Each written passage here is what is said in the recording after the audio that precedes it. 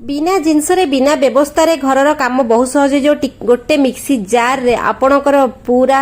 व्यवस्था काम हम आ रोषई नमस्कार सांग मैंने जय जगन्नाथ केमती अच्छा समस्त आशा कर जगन्नाथ दया बहुत भले थे सांग मैंने छोट छोट कम आमको बहुत चिड़चिड़ा लगे समय पड़े आदि ना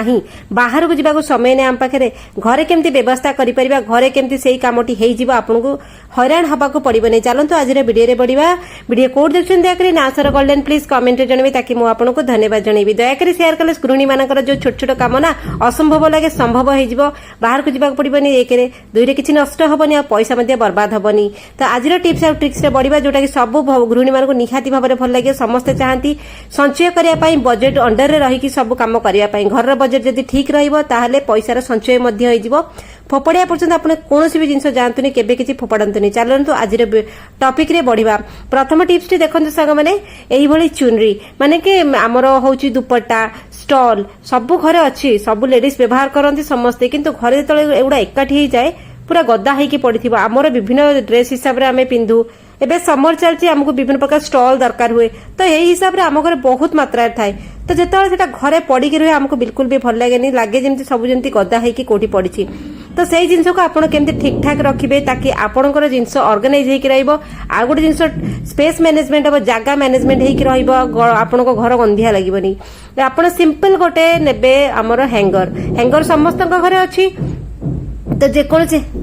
मोस्टली लोक हैंगर रे सार्ट टंगाती ना शाढ़ी टंगाती किंतु चुनरी आप टांगे रखिपारे यही भाव में आप फोल्ड करेंगे तापर भितरिया पुरेकरी तलपाटा उपरको नहीं आसवे ये गोटे लॉक होकी रहा माने आम जदि एमती नॉर्मली चुनरीटा रखिए से खसिकी पड़ज एटा आप जोड़ चाहिए से टंगे पारे आ देखो गोटे हैंगर रे आपनकर पूरा चुनरी रहीगला से अनुसार जब अत्यधिक अच्छे सेमती मैनेज कर जिनस सुंदर कर रखिपारे तो चलते बढ़िया नेक्स्ट आइडिया हूँ मोर तावा को लेकर समस्त घर रुटीर तावा थाए आ रुटी आम संध्या हो रुटी परोटा आमर डिनर रेडी कर किंतु आम घर एत तावा थी कि ठीक टाइम आम रुटीटा हो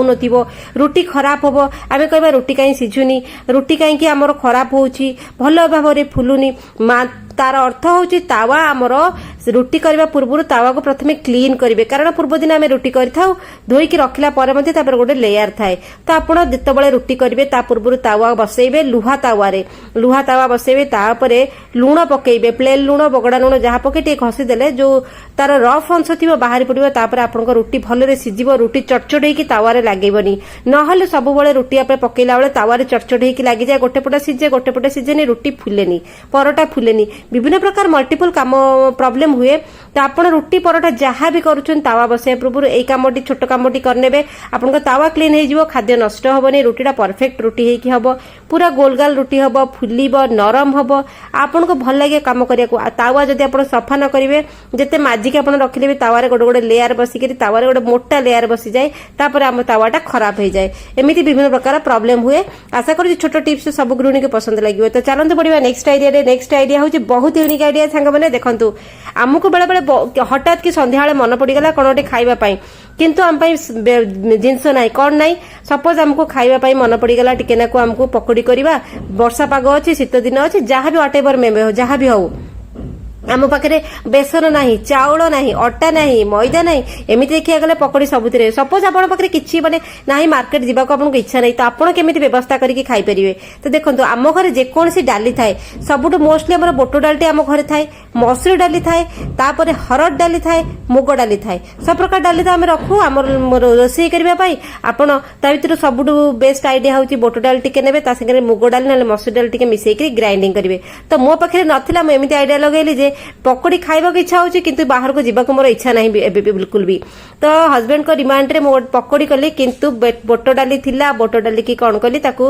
मिक्सी जार रे पकई बढ़िया की गुंड करनेली आपण चाहले ताको चालुनी रे पकई छाणी परिबे नाले मु छाणीलिनी किंतु मते टिके दरदरा खंड खंड दरकार ता भितरे तेणु करी बोट डाली के 2-3 थर घुरई सला पर बोट डाली पूरा हमर बेसन हो गला माने नगद बेसन हो गला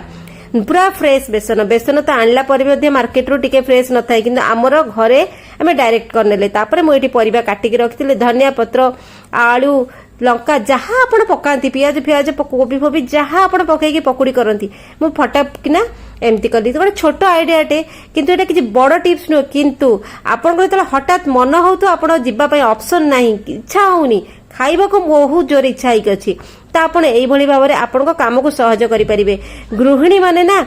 निज आइडिया रे ना घरटा को मैनेज करती किचन टा को मैनेज करती तो यही आप मैनेज कर सारा पर आपको निज को भल लगे जे आपन आइडिया आपको केते हेल्प करची। तो चलते बढ़िया नेक्स्ट आइडिया रे परफ्यूम की नहीं परफ्यूम आमर गोटे नीतिदिनिया गोटे मेकअप ब्यूटी प्रोडक्ट रे जाए तो आम समस्त घर परफ्यूम थाए आम कुआड़े टिके गले टिके ना परफ्यूम पकईकी जाऊ बास्ना हवाई आ झाड़र दुर्गंधर बचाई। तो आम सब बड़े किए किसी ना किसी फ्रेग्रेंस परफ्यूम यूज करती लेडीज टू नहीं जेंट्स किंतु जेबे आम परफ्यूम पकईकी जाओ बाहर को किसी समय पर परफ्यूमटा उड़ी जाए माने से बास्नाटा आम देहरे न थाए आम लुगापटारे न थाए। आपण देखिए जिते जोड़ी परफ्यूम पकाउछन किसी समय पर से परफ्यूम स्मेल नथिबो। छोट कामटा करिवे घरे हमर वैसलिन पेट्रोलियम जेली रुहे आपण जोड़ी परफ्यूम यूज करते आपनको स्किन ऊपर वैसलिन पेट्रोलियम जेली टिके लगे परफ्यूम यूज करिवे देखिए परफ्यूमटा बहुत समय पर्यंत बास्ना बहुत बढ़िया बास्ना रहिबा बहुत लॉन्ग टाइम लास्टिंग करिबो परफ्यूम एते शीघ्र नष्ट हबनी उड़ीबनी। तो चलते बढ़िया नेक्स्ट आइडिया रे हमर साग को नेइकरी आमे तला बाजार जाऊ बाजार साग किणी नै आसु बहुत बिडा बिडा नै आसु 2 दिन 3 दिन पळैबो किंतु एमिति होय ना हम फ्रिज रे रखिबा सत्ते मध्ये हम सागटी नष्ट होई जाय अधिक टेम्परेचर बाजिले नले बाहर रखले सुखी जाय झाउली जाय जहा भी खरा दिन तो चलची साग हमर बाड़ी बगीचा रे आमे नै आमे बाजार रो किणी के आनुचे आपण कोन करे से मैटर रे साग को नष्ट करिबेनी से साग को केबे भी नष्ट करिबेनी काढिबे